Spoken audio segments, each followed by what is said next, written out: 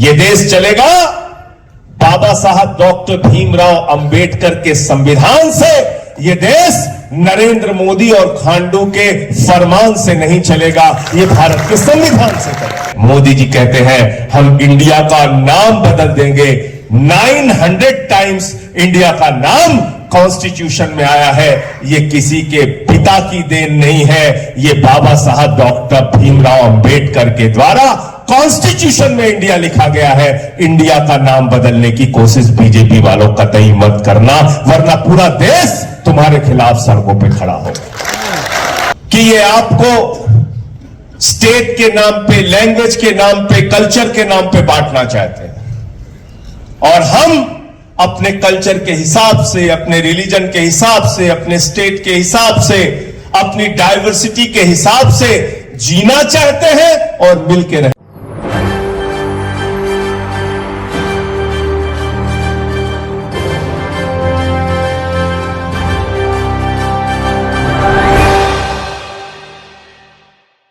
विविधता में एकता भारत की विशेषता है, लेकिन दुर्भाग्य से इस देश की सत्ता पर और अरुणाचल प्रदेश की सत्ता पर वो लोग काबिज हो गए हैं जो इस देश के अमन और चैन को बिगाड़ना चाहते हैं, जो बांटो और राज करो की नीति करना चाहते हैं। हम इनको कभी सफल नहीं होने देंगे। हम अमन से रहना चाहते हैं, भाईचारे के साथ रहना चाहते हैं, एकता के साथ रहना चाहते हैं।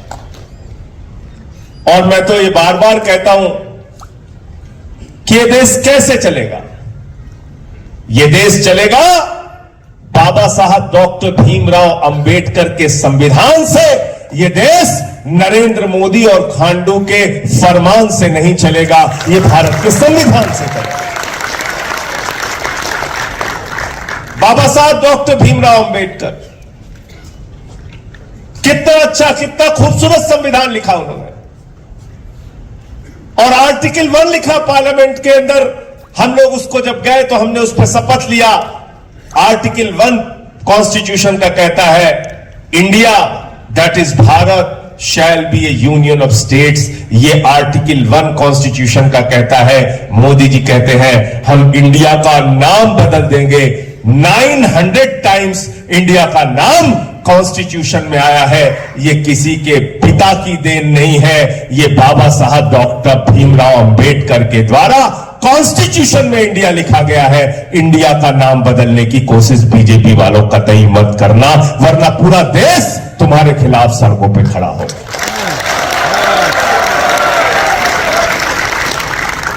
इंडिया के नाम पे अलायंस बन गया तो कह रहे हैं इंडिया का नाम बदल देंगे। कल को भारत के नाम पे अलायंस बन जाएगा, कहेंगे भारत का नाम बदल देंगे। हिंदुस्तान के नाम पे अलायंस बनेगा, कहेंगे हिंदुस्तान का नाम बदल देंगे। अरे इस देश की खूबसूरती को पहचानो। हम इस देश को इंडिया भी कहेंगे, भारत भी कहेंगे, हिंदुस्तान भी कहेंगे, क्योंकि कश्मीर से लेकर कन्याकुमारी तक भारत एक है, इंडिया एक है, हिंदुस्तान एक है। इसको बांटने की कोशिश कभी मत करना। और एक बात और याद रखना कि ये आपको स्टेट के नाम पे, लैंग्वेज के नाम पे, कल्चर के नाम पे बांटना चाहते हैं, और हम अपने कल्चर के हिसाब से, अपने रिलीजन के हिसाब से, अपने स्टेट के हिसाब से, अपनी डाइवर्सिटी के हिसाब से जीना चाहते हैं और मिलकर रहना चाहते हैं। अगर 100 से ज्यादा सब ट्राइब और 26 से ज्यादा ट्राइब्स यहां पर एक साथ मिलकर रह सकते हैं, तो नरेंद्र मोदी जी बताओ 140 करोड़ लोग, वो चाहे हिंदू हो, वो चाहे मुसलमान हो, वो चाहे सिख हो, वो चाहे ईसाई हो, वो चाहे बौद्ध हो, 140 करोड़ लोग हिंदुस्तान के एक साथ मिलकर क्यों नहीं रह सकते? आओ अरुणाचल प्रदेश के लोगों से ये बात सीखो और पूरे देश में इसको बताओ।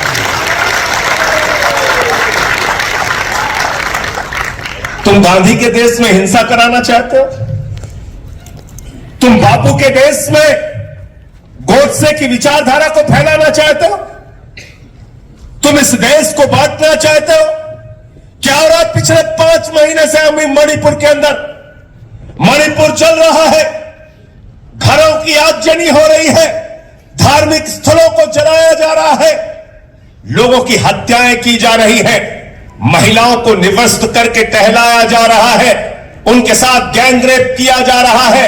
और मैं तो हैरान था, कई दिन तक मुझे अच्छे से नींद नहीं आई, रात में नींद टूट जाती थी जब मैंने पढ़ा कि एक कारगिल का योद्धा जिसने कारगिल के युद्ध में हिस्सेदारी ली थी, उस कारगिल के योद्धा ने कहा, मैंने इस देश की रक्षा तो की लेकिन अपनी पत्नी की रक्षा नहीं कर पाया। मैंने उसके बाद देश की पार्लियामेंट के अंदर मणिपुर की हिंसा के खिलाफ आवाज उठाई, मोदी ने मुझे सस्पेंड कर दिया। मैंने कहा एक नहीं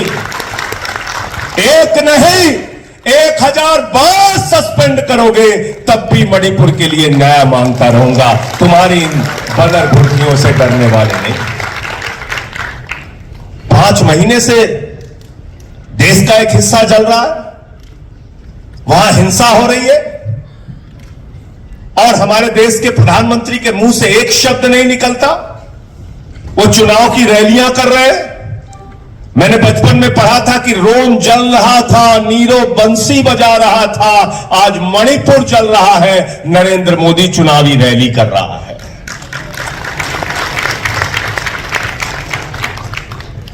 गलत तो नहीं कह रहा हूं, गलत तो नहीं कह रहा हूं। तो इसलिए आपसे कहना चाहता हूं, अगर आम आदमी पार्टी के सच्चे सिपाही हो आप लोग, और आज इतनी बड़ी तादाद में 2 महीने के प्रयास में, अगर राजेश शर्मा जी के प्रयास से, अगर हमारे स्टेट प्रेसिडेंट के प्रयास से, अगर हमारे साथियों के प्रयास से इतनी बड़ी तादाद में आप लोग इकट्ठा हुए हैं, तो आप सब बधाई के पात्र हैं। अरुणाचल प्रदेश में परिवर्तन आप लोग करेंगे, आम आदमी पार्टी के लोग करेंगे। राजेश शर्मा जी हमारे नॉर्थ ईस्ट के इंचार्ज हैं।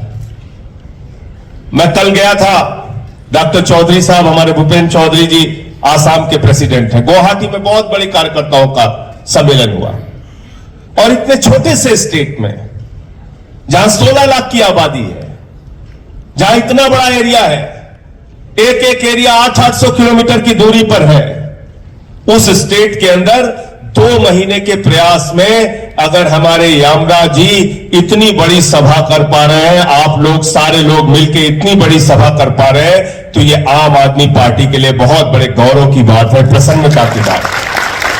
आप सबको हृदय से बधाई देना चाहता हूं। लेकिन कुछ दुख था इनके मन में। मुझसे कह रहे थे कि यहां चुनाव होता है तो लोग पैसे बांटते हैं, चुनाव होता है तो शराब बांटते हैं, चुनाव होता है तो छोटी मोटी जरूरतें पूरी कर देते हैं और सरकार बना लेते हैं, चुनाव जीत जाते हैं। यह हमारे लोकतंत्र के लिए बहुत दुर्भाग्य की बात है।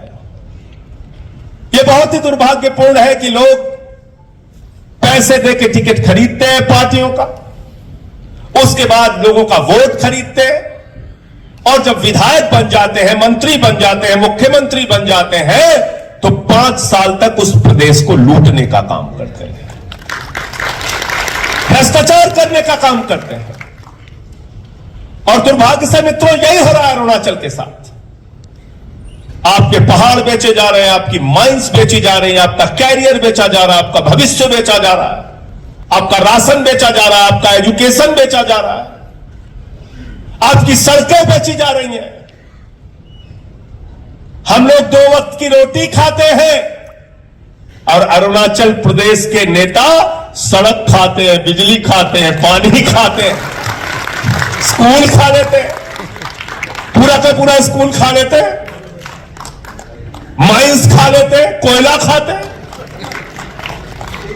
कोयला खाते खाते नहीं खाते बताओ? खाते हैं ना? अगर इनके करप्शन पे रोक लगाना है तो आम आदमी पार्टी जैसी ऑनेस्ट पार्टी यहां पे आपको लानी पड़ेगी। आम आदमी पार्टी की जिस दिन सरकार बनेगी, इन बेईमानों का सारा धंधा बंद हो जाएगा,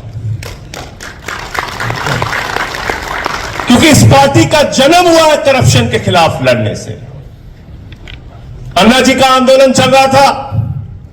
केजरीवाल साहब, हम लोग पूरा देश एक साथ निकल के हम लोगों ने कहा करप्शन के खिलाफ एक कानून बना दो, करप्शन के खिलाफ एक कानून बना दो। सरकार ने कहा कानून बनाना है तो विधानसभा में आओ, कानून बनाना है तो लोकसभा में आओ। और इस चुनौती को अरविंद केजरीवाल के नेतृत्व में देश की जनता ने स्वीकार किया और 10 साल के अंदर आप लोगों के कृपा और आशीर्वाद से केजरीवाल जी ने अपनी मेहनत से आम आदमी पार्टी को राष्ट्रीय पार्टी का दर्जा दिलाने का काम आप सबके साथ किया। बहुत बहुत बधाई के पात्र।